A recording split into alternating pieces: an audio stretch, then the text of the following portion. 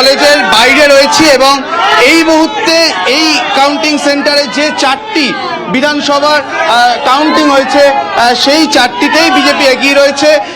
খুব কাছে কল্যাণী, সেখানে 3টি, সেখানেও কিন্তু 3টিতেই বিজেপি এগিয়ে রয়েছে এবং তার ফলে রানাঘাট কলেজের বাইরে যে বিজেপির ক্যাম্প রয়েছে সেখানে উচ্ছ্বাস শুরু। তুমি দেখতে পাচ্ছ প্রত্যেকটি মুখই আবির মাখা। জগন্নাথ সরকার সকাল থেকে এখানে রয়েছেন, সাংসদ, তার সঙ্গে কথা বলবো।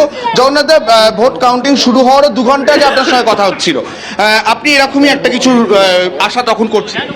একদম ভোট পোল দেখে আমি পরিষ্কার বলেছিলাম, সেই ভানুর কমিকের মতো, তোমরা যতই কাশো আমি আর ওর নিচে নামছি না। আমি সর্বনিম্ন বলেছিলাম 180+ হবেই, সর্বোচ্চ 215 পর্যন্ত পৌঁছাতে আমরা পারি। ব্যবধান বাড়বে বেলা বাড়তে থাকতে, কারণ যত সময় এগোবে বিজেপির পাল্লা ভারী হবে। তৃণমূল রীতিমতো সেলিব্রেশন চলছে এখনো তো জগন্নাথদা। অধিকাংশ জায়গায় 50%-এর বেশি কাউন্টিং হয়নি, কিন্তু আপনারা নিশ্চিত তাই কি সেলিব্রেশন আয়োজন শুরু?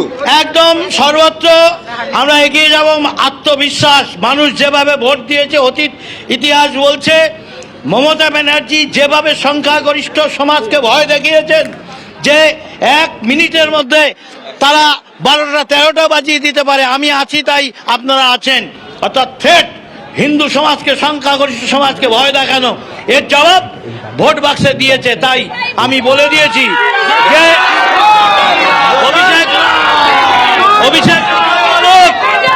অভিষেক যতই বলুক যে আমরা বিজেপি কর্মীকে জয় বাংলা বলাবো। আমি বলছি অভিষেক ব্যানার্জি, তোমাদের ভারতবর্ষের তৃণমূলের গুন্ডাদের পালানোর জায়গা নেই, সারা ভারতবর্ষ গেরুয়াময়। বুঝতে পারছো একেবারে উচ্ছ্বাস, এখানে আবির খেলা। অন্যদিকে তৃণমূল ক্যাম্পে খুব স্বাভাবিকভাবেই নিস্তব্ধতার ছবি আমরা দেখছিলাম।